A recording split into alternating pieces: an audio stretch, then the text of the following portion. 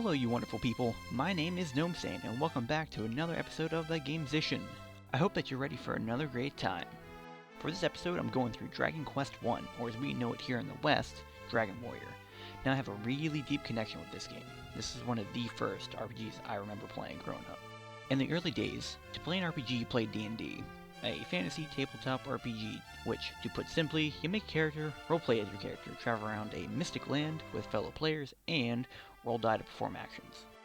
Inspired by D&D, video game developers took those ideas and put them into their own video games, which eventually led to games like Dungeon, a text-based computer RPG, to ones with graphical interfaces like Ultima and Wizardry, and then finally to games like Dragon Quest and Final Fantasy, which became staples for JRPGs.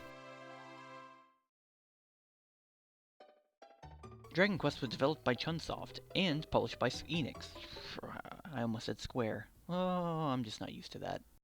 Enix released it for Japan in 1986, while Nintendo published it for North America in 1989. In what is now seen as a typical fantasy setting, the quest you are sent on is to save a princess and save the kingdom from an evil power. You are the descendant of the hero Erdrick, or Lodo, if you play the Japanese version, who used balls of light to set the kingdom right, and you, as his descendant, are fated to defend it. The soundtrack for Dragon Quest was composed by Koichi Sugiyama. Initially, Sugiyama worked on anime and film soundtracks. He ended up joining Enix in the mid-1980s after Enix asked him to create music for their games. He was a massive inspiration for other composers such as Nobuo Uematsu. You know, the guy who composed music for Final Fantasy?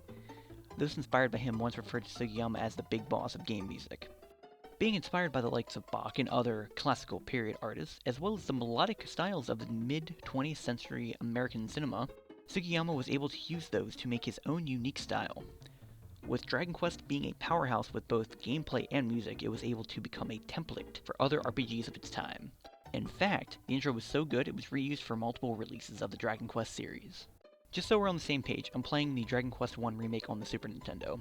It's only available in Japan, but some nice folks translated it so we can play it over here as long as you don't mind emulating it or buying the translated reproduction carts, which, talk about how good the music is for it, I don't. Also, I'll be using the English names for the game as well, just to clear up any confusion. Besides the initial overture and menu screen music you hear, you will only ever hear about 5 tracks, some of which have variations that are very similar to the original with only little change being either of tempo, tone, or both. You've got a song specifically for Tangel Castle, towns that you visit, the overworld, battling, and when you explore dungeons. The different tracks are just for special events, when you die, fight with a Dragon Lord, and upon completing the game.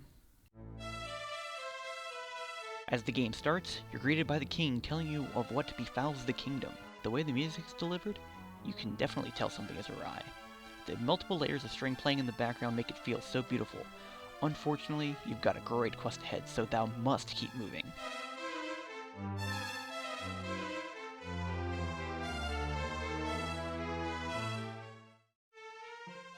Near the castle is the town of Beckenray. While you are picking up your items to prepare for your journey, you are once again greeted by some fantastic string play. The bass in this song is plucked and playing normally to give you some diversity. With the title being Peaceful Village, you can feel that way about the town. All of the towns have this melody. After all the fighting and walking you'll be doing, it's nice to have a relaxing song while you rest.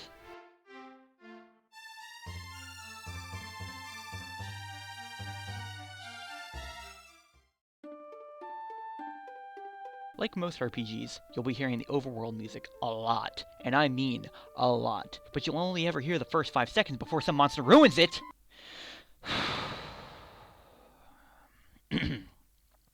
Okay, nevertheless, this song really helps set the stage for your adventure.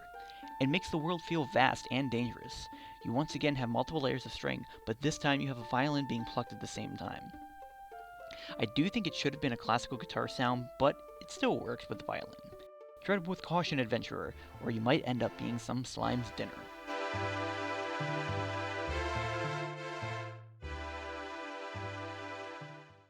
Speaking of slimes, in the many battles you'll be facing, sometimes you'll never know if they will be life or death. The song helps purvey that feeling too. This time, you've got more than just string instruments. There's some brass and wind instruments in there as well. All of the layers to this song really make it feel full of apprehension as you attempt not to die at the hands of your enemies.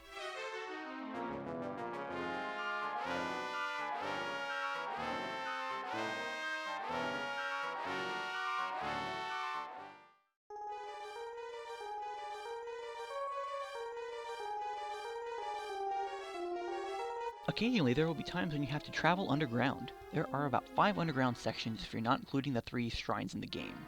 With the exception of 2 of them having a special song, they have the same music playing in every one. One of them is literally the same song with a special intro and added a few parts throughout. That would be the one belonging to your ancestor. The other one plays while in the Dragon Lord's castle. Depending on how many floors there are in the cave, the music will get lower in tempo as well as tone. Beware the spoopy skeletons as you go dungeon crawling for the fighter's ring. Or save the princess. But thou must.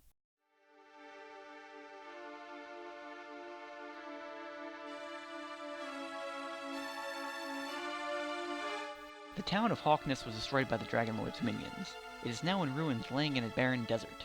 In the NES version, the music is the same as if you're traveling on the lowest level of a dungeon, like the music I was just talking about. In the Super Nintendo version, it contains a song that was used in Dragon Warrior 2 titled All Hope is Lost. I think that the title can definitely speak for the status of the town as well as the tone of the music. It makes you feel like there is no hope at all in this area. This is the most melancholy song for the game, I think.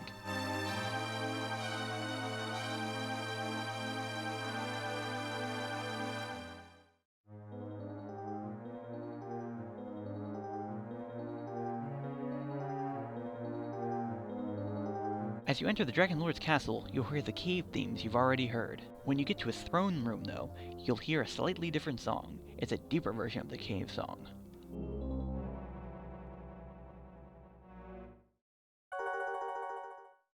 Ooh, on to the Dragon Lord now.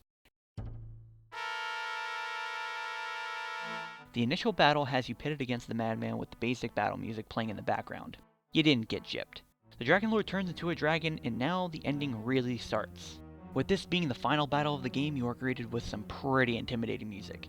As you battle the last form, you'll nearly be killed multiple times. But thou must prevail.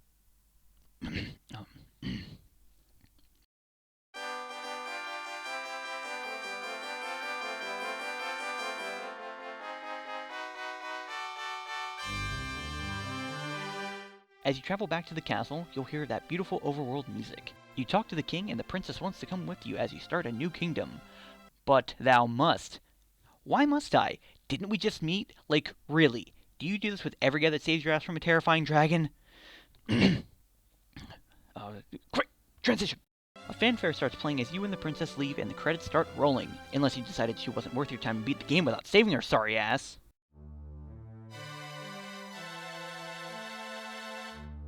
That's Dragon Quest I for you. Not only is the soundtrack good, but if you're a fan of JRPGs or RPGs in general, it's good to see one of the granddaddies of them all in action. A fabulous game with a fabulous composition. Remember to get your ass out there and grind, and I'll catch you guys next time. Peace out, Girl Scouts.